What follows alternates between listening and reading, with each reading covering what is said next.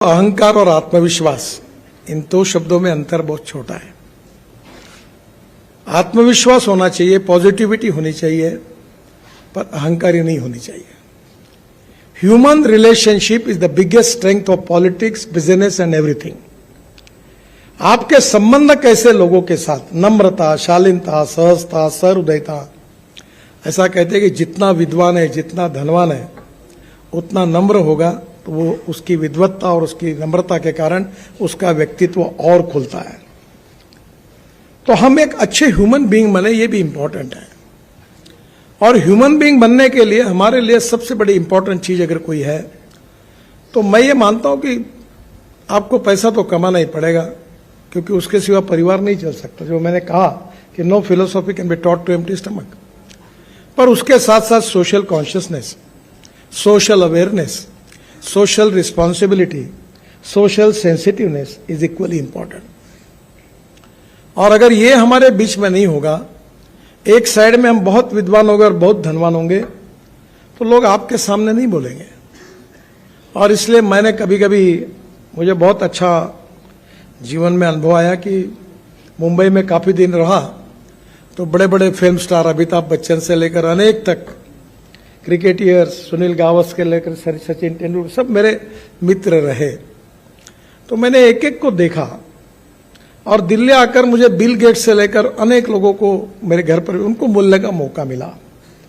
तो मुझे एक मित्र ने, मुझे ये सब लोग बड़े ही लोग हैं, तो एक बार उसने मुझे पूछा कि तुम दिल्ली में रहते हो, रोज तुम्हारी नए नए लोगों से मुलाकात होती है, तुम्हारा क्या ऑब्जर्वेशन है? तो मैंने उनको, एक मेरे मुंह से निकल गया कि जिन लोगों को मैं बहुत बड़ा समझ रहा था, उसके नजदीक जाने के बाद, अनुभव लेने के बाद मुझे पता चला कि मैं उनको जितना बड़ा समझ रहा हूं उतने वो बड़े नहीं है। और जिन लोगों से मैं बहुत छोटा समझ रहा था दूर से, उनको, जो गरीब थे, अशिक्षित थे, अनएजुकेटेड थे, पर उनके नजदीक जाने के बाद उनके कुछ गुणों को देखने का मुझे जब मौका मिला, तब मुझे लगा कि मैं इनको बहुत छोटा समझ रहा था, ये बहुत बड़े हैं।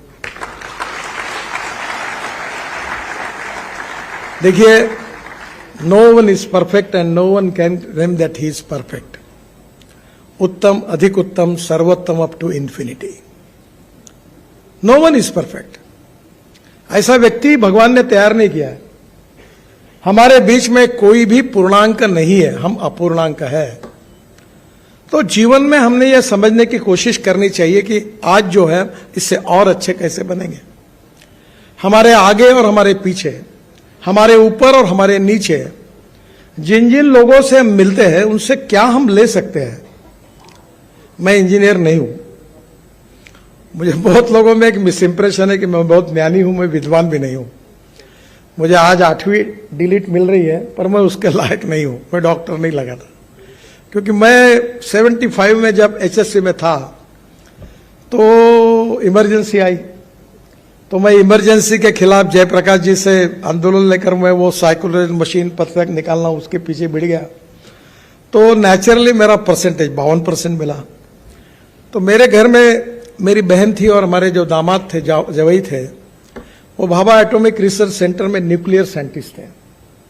तो सबको लगता था, ये क्या, घर में ये अपेक्षा थी माँ की और बहनों की कि मैं डॉक्टर बनूं, मैं इंजीनियर बनूं, मैं नौकरी करूं कोई। तो मुझे माँ कहती थी कि अरे नौकरी करो, कहीं तो भी लग जाओ, बैंक में लग जाओ, टीचर बन जाओ, हर महीने में सैलरी मिलती है। एक दिन मैंने तंग आकर माँ को कहा, माँ मैं नौकरी मांगने वाला नहीं, मैं नौकरी देने वाला बनूंगा। तो उसने मुझे कहा, तुम्हारे पास पैसे कहाँ हैं? ये एक इंपॉर्टेंट चीज होती है कि लोग पूछते तुम्हारे पास क्या है। वो दीवार में था ना डायलॉग, शशि कपूर और अमिताभ बच्चन के बीच में था। तो शशि कपूर को अमिताभ बच्चन बोलता है कि मेरे पास बिल्डिंग है, गाड़ी है, कार है, ये है, वो है, तुम्हारे पास क्या है? तो शशि कपूर बड़े इससे इमोशनली कहता है, मेरे पास माँ है। वैसे मैंने उनको, माँ को वैसे ही कहा। उस समय दीवार, मैं भी अमिताभ बच्चन को परसों दिन भर साथ थे, तो मैं उनको कह रहा था कि आपका जंजीर की फाइट, मैं उस समय 3rd क्लास में पिक्चर देखता था, यानी उस कैटेगरी में था कि सिनेमा सामने से और नाटक पीछे से। तो मैं बोला अमिताभ जी, वो जंजीर में प्राण के साथ आपकी फ्लाइट अभी भी भूला नहीं हूं। और थर्ड क्लास में बैठकर सीटियां बजा बजा कर एंजॉय करते थे, क्या मजा आती थी। दीवार और जंजीर की बात कर रहा था, हमारा दिन भर शूटिंग था। तो उन्होंने कहा नितिन जी, मेरी एक फिल्म अच्छी चल जाती है तो लोग 6 महीने याद रखते हैं, और गाने अच्छे होते हैं तो साल भर याद रखते हैं, पर हम मुंबई कर आपको जीवन भर याद रखेंगे, क्योंकि रोज घर से निकलते तो फ्लाईओवर के कारण, वर्ली बांद्रा के कारण, मुंबई पुणे एक्सप्रेस हमारे रोज समय बचता है, नहीं तो हमारी हालत खराब हो जाती थी। तो हम आपको जीवन भर याद रखते हैं। अब हमारी फिल्म में 1 साल ही याद रखते हैं। जब उन्होंने कहा तब मुझे लगा मैं तो भूल गया, वो पुरानी बात हो गई। क्योंकि हमारे यहाँ एक बहुत अच्छी बात है, मराठी में एक बहुत बड़े साहित्यिक थे शिवाजी सावंत, उनकी हिंदी में एक मृत्युंजय करके मराठी में किताब थी, बहुत सुंदर किताब है, बहुत सशक्त लेखक थे। और उसमें उन्होंने एक वाक्य लिखा था, वो महाभारत के इतिहास पर थी, महारथी कर्ण पर था किताब, हिंदी एडिशन है उसकी, बहुत सुंदर किताब है। उसमें उन्होंने एक बात लिखी थी कि विस्मृति ये भगवान ने व्यक्ति को दी हुई सबसे बड़ी देन है। जब मैंने उसको पढ़ा तो मुझे वो बात इतनी जज गई कि मैंने ये तय किया कि आप कोई काम करना है तो उसको भूल जाओ।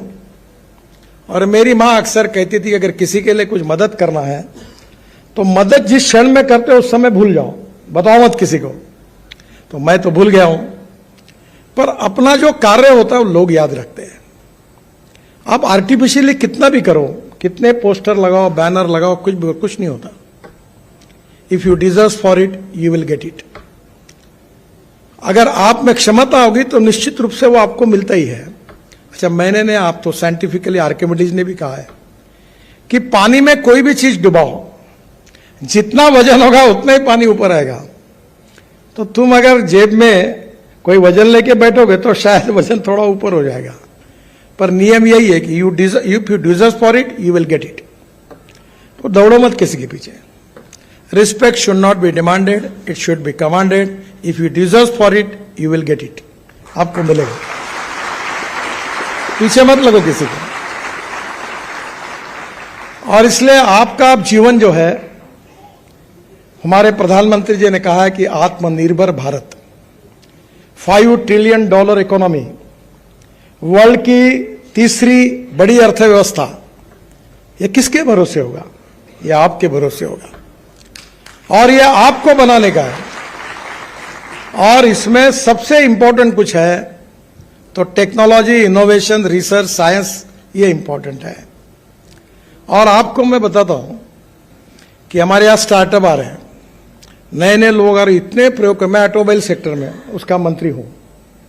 मैंने अभी मर्सिडीज की एक कार लॉन्च की, इलेक्ट्रिक की। तो जर्मनी से जो चेयरमैन आए थे मुझे बता रहे थे कि इसके बाद हम केवल इलेक्ट्रिक गाड़ियां बनाएंगे।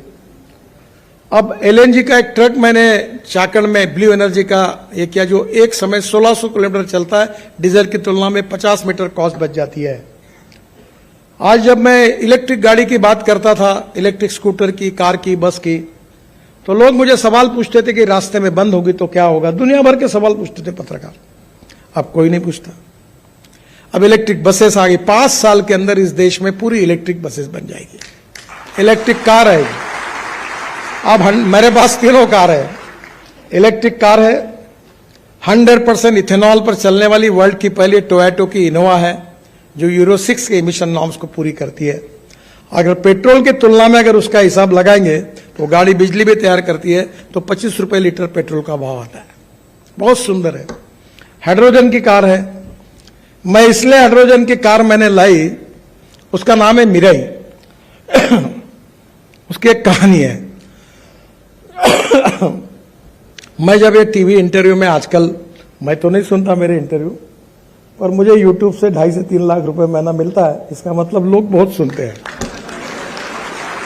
तो मेरे पत्नी ने एक बार खाना खाते हुए मुझे कहा कि आप बोल रहे हो कि पानी से हाइड्रोजन निकलेगा और हाइड्रोजन से गाड़ी चलेगी, तुम्हारे ऊपर मेरा ही तो विश्वास नहीं बैठता, तो लोगों का क्या बैठने वाला है?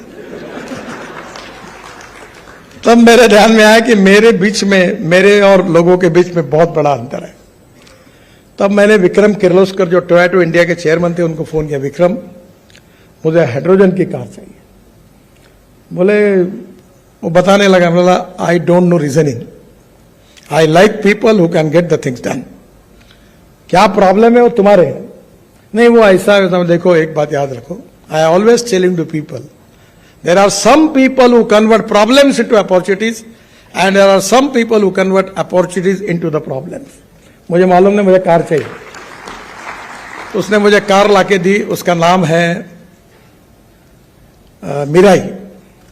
मिराई यानी जापानी वर्ड है, उसका अर्थ होता है फ्यूचर। मैं जो आपको अपील करने वाला हूं वो फ्यूचर जो है, इसका मतलब hydrogen is a fuel for future. The futuristic vision, futuristic technology and a futuristic planning is very, very important. You can donate eye, but you cannot donate vision. Lack of vision is a problem. और उसमें काम करने के लिए strong political will, decision making capacity, team work, अगर ये तीन छोटी छोटी बातें आपके पास होगी तो you can make miracles. और हमारे देश में आज वर्ल्ड की सबसे ज्यादा इंजीनियरिंग ट्रेन मैन पावर अगर वर्ल्ड में किसी देश में है तो वह हिंदुस्तान है। पर मैं आपको एक ही अनुरोध करूंगा कि हमारे देश में जो ग्रोथ होती है वो 22 to 24% फ्रॉम मैन्युफैक्चरिंग सेक्टर, 54 से 56% from service sector and 12% from agriculture and allied sectors. मैं आपको अनुरोध करूंगा कि गांव, गरीब, मजदूर और किसान, जल, जमीन, जंगल और जानवर, इस पर आधारित टेक्नोलॉजी को डेवलप करो। चलो गांव की ओर। अब स्मार्ट विलेज, स्मार्ट सिटी नहीं, स्मार्ट विलेज बन सकता है। मैं कृषि क्षेत्र में काम करता हूं। मेरे क्षेत्र में 10,000 किसानों ने आत्महत्या की है। मैं बिजनेसमैन नहीं हूं, न मैं इंडस्ट्रिस्ट हूं, पर मैं जो एग्रीकल्चर में काम करता हूं उसका टर्नओवर 2,500 करोड़ है। मैं 15,000 लोगों को रोजगार दे चुका हूं। यह संभव है कि आपकी टेक्नोलॉजी का उपयोग करके, अभी हम लोग बांबू से इथेनॉल बना रहे हैं। अभी जो बात हुई पानीपत में, मैंने पीछे पढ़कर, हमने एक बड़ा इंडियन ऑयल ने उद्योग शुरू किया है कि जो परली जलाते हैं जिसके कारण दिल्ली में बहुत प्रदूषण होता है, परली से 1 lakh litre ethanol, 150 ton biobitumen और 76,000 ton per year bio aviation fuel, sustainable aviation fuel, हवाई ईंधन तैयार होता है।